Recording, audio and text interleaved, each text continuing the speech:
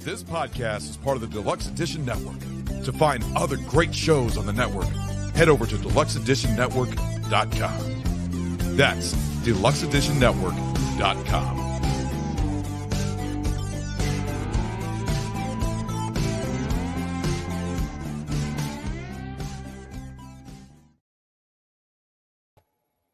Hello, everyone, and welcome back to another episode of the Stephen Gervais and Friends podcast.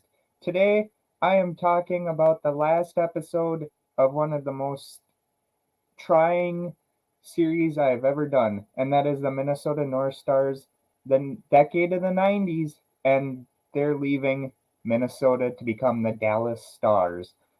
Hopefully you enjoy it. Also, if you're new to the channel, please like, subscribe, comment, hit the notification bell so you never miss another moment of the podcast.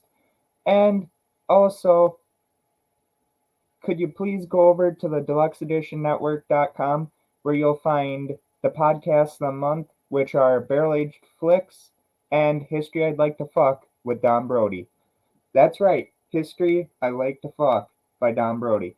So, today we're talking about the 90s. With the Minnesota North Stars and how the so-called ownership decided to say that, we're not making enough money here, we can't get a new stadium, we want to leave. And I know one thing I did truly forget in the 80s episode, which was the last episode, which is on the YouTube channel or anywhere where you listen to podcasts.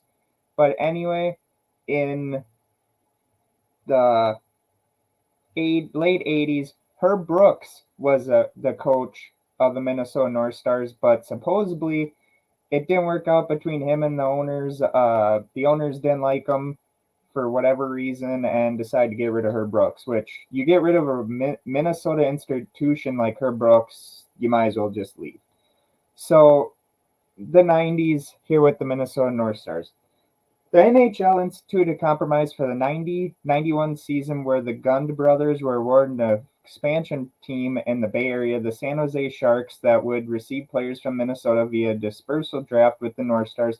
Both the Sharks and North Stars would then be able to select players from the other 20 NHL teams in the expansion draft.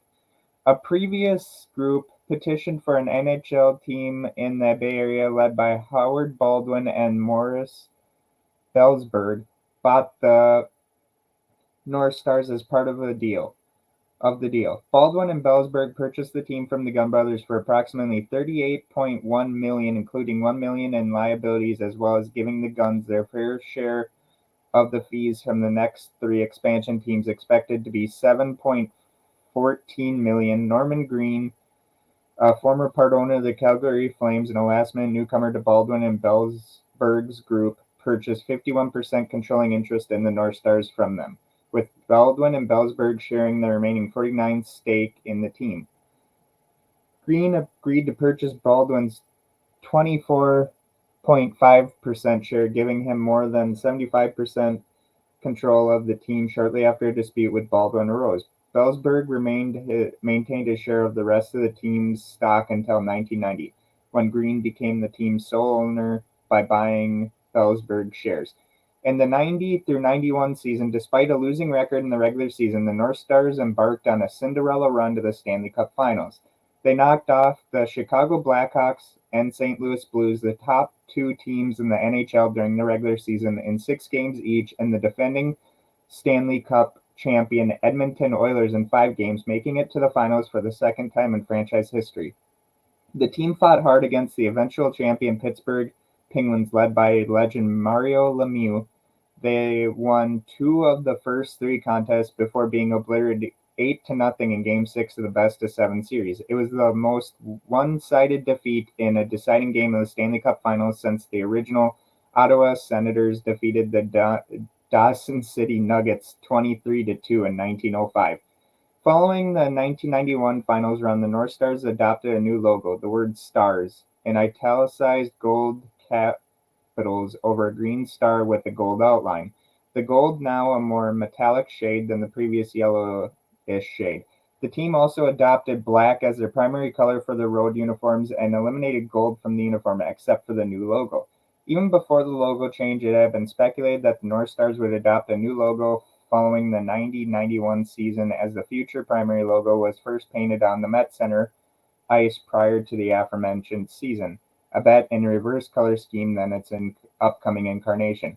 To celebrate the team's 25th anniversary, the team wore a commemorative patch on the left shoulder of the uniforms. The patch depicted Bill Goldsworthy wearing a green uniform facing off against Mike Modano wearing the new black uniform. The North Stars were allowed to protect 14 players from selection by the Sharks as per the 1991 expansion agreement. This meant the core of their 91 conference championship roster essentially remained intact. With the North Stars only losing 4 players from their NHL roster to San Jose, the Sharks' remaining selections from Minnesota were minor leaguers. As a result, while the Sharks endured the typical struggles of an expansion team and finished last overall, the North Stars actually modestly improved from the 90 through 91 regular season, although they nevertheless finished with another losing record. They still made the 92 playoffs with their new look and took a 3-2 series lead into Game 6 at the Met Center against the North Division champion Detroit Red Wings. The Red Wings won 1-0 in overtime after a video referee review confirmed that Sergei Fedorov had scored a goal. This was the first use of video replay in the Stanley Cup playoffs. The Wings won the 7th game at home 5-2. Departure to Dallas.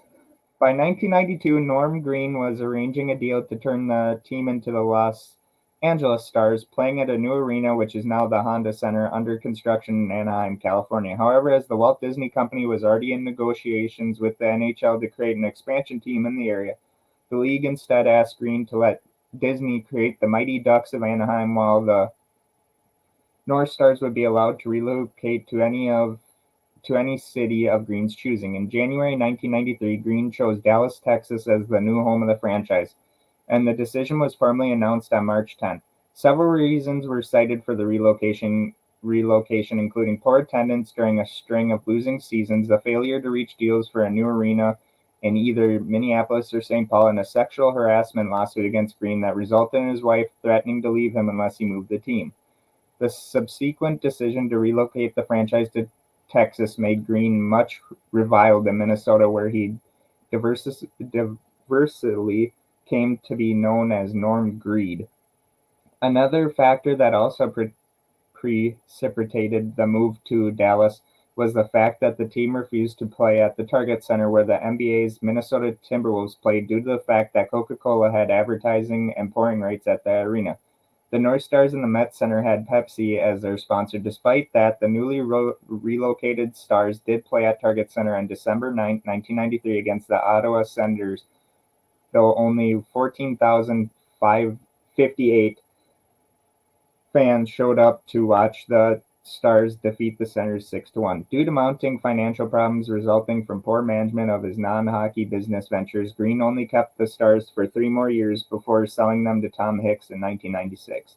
On the other hand, the Dallas franchise has taken some steps to mend the emotional wounds left in Minnesota. When the Dallas Stars won the 1999 Stanley Cup, 3 years after Green sold the team, their official video "Nothing Else Matters" not only included their past season's disappointments, but also paid tribute to the North Stars' 91 run to the final, of which star Mike Modano and general manager Bob Gainey had been part.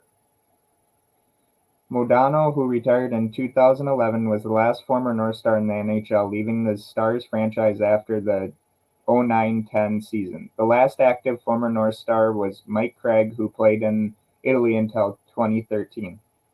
After Modano's last game as a Dallas Star, which was in Minnesota playing the Wild, Modano came on the ice as the first star wearing a North Stars jersey, getting a standing ovation from the crowd. With the departure of former scout Les Jackson from the Dallas Stars franchise on June 30th, 2020, there is no longer anyone working for Dallas who had a direct connection to the franchise's time in Minnesota. And that's pretty much it.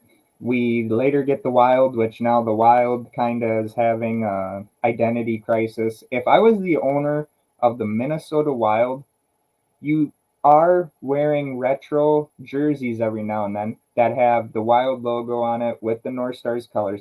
Why don't you just buy the North Stars name from the Dallas Stars? Because Dallas is not going to call themselves the North Stars. You would still be able to have two teams with the name Stars in it. You could just change the Wild from the Minnesota Wild to the back to the Minnesota North Stars. And, shame on the ownership group that took the North Stars away from the fans, and shame on the politicians that didn't get this deal done.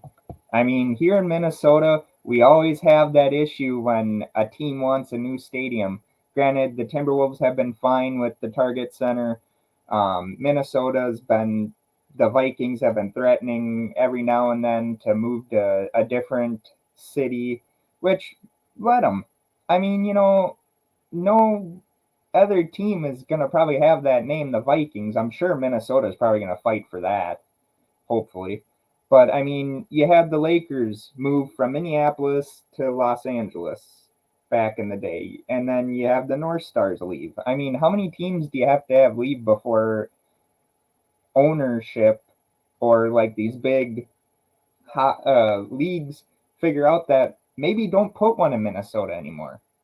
I mean, if anyone would say they would rather have the Wild than the North Stars, they're fucking drunk. And I'm sorry for saying that, but that is the truth. Granted, the series between the Wild and the Dallas Stars right now in the Stanley Cup playoffs is tied 2-2. I think they play a game tonight and tomorrow. Maybe they play tomorrow and then the day after. I'm not sure. But I think, honestly, Minnesota could have kept the North Stars. If someone wanted to take that certain team, then why don't you just say, okay, you can have the team, but we keep the name. And we're not going to be called the Wild. We're not going to be called whatever bullshit that other people want us to be called. We're going to be called the North Stars. And as I said early on, I'm biased because I never got to watch the North Stars. I've watched the Wild many times, and I've seen them fail. Just like the Vikings. They say, oh, hey, we're going to get Kirk Cousins, and he's going to lead us to the promised land, and then the excuses come out when he doesn't. But that's for a different video for another time. But as I said, this has been one of the hardest videos I think I've ever had to do because as a Minnesota fan, and some Minnesota fans may say that they knew this was coming, me never being able to see the team, but watching their playoff runs that they did have, like the 91 playoff run, you got to realize Minnesota has never been that team that's always been, oh, well, we know they're going to win the Super Bowl. We're the underdog. I mean, look at the Twins in 87 and 91. Worst to first. We had the worst record, but yet we still win the World Series in 87 and 91. I mean, if any Minnesota team comes here and says, oh, we're not underdogs, we don't need to buy into that, we're major leaguers, whatever. No, you're underdogs. Granted, one day when Minnesota wins 4 Super Bowls or wins a Super Bowl, maybe we're not underdogs anymore. But until then, we are still underdogs. Just like the Wild, still underdogs. The Timberwolves, well, who cares about the Timberwolves? But, that's the thing here in Minnesota that a lot of teams and their owners don't understand. You are the underdogs. Buy into that. Look at what Philadelphia did. The Eagles bought into it, and they won a Super Bowl in our new stadium. Like, you can't sit there and tell me that a team would say, oh, hey, we were 0-4 in the Super Bowl back in the 70s, but we're not underdogs. The fuck you're not. But, rant on that later. I think the next series I'm going to do is on the New York Jets. I know Aaron Rodgers is now a New York Jet, He's wearing number 8, which Broadway Joe offered him number 12, but like Joe Montana did when he went to Kansas City, he decided not to wear number 16. He wore number, 19, I think it was. So, anyway, go to the Deluxe Edition Network.com where you'll find the podcast of the month, that being Barrel Age Flicks, and also History I'd Like to Fuck with Don Brody. Also, you'll find Kyle Fletz Movies and Pulp Culture 13 on there. And you'll find Talking Shit with Mark Benzet Jr. and Brian Alum. Hopefully I'm saying that right, Brian. I know you guys always hype me up. Hopefully you guys don't get mad at me for messing up your last name, Brian. Also, go check out a lot of the other podcasters on there. They are so tremendous, so great. A lot of nice people. Hoping to have a lot of them come on the podcast and just shoot the shit and interview them and talk about their favorite stuff, you know. Also, go check out the Denny's on the deluxeeditionnetwork.com where you can vote for any category and it's chosen by you, the fans. Also, thank you so much. We're almost to 50 subscribers on the YouTube channel and we're on the road to 750 downloads on the podcast on Buzzsprout. So please, let's get to it, you know. But I got to thank you all so very much. I got to thank my team. I got to thank the network. I got to thank Casey. I got to thank Mark Benzet Jr., Kyle Flett, everyone. The fans, the supporters, thank you so very much for making us a success. I hope you all enjoyed this episode. It was kind of a tearjerker for me. But until then, I will see you all on Thursday. And this is Steven Gervais signing off. See ya later. This podcast is part of the Deluxe Edition Network. To find other great shows on the network, head over to deluxeeditionnetwork.com. That's deluxeeditionnetwork.com.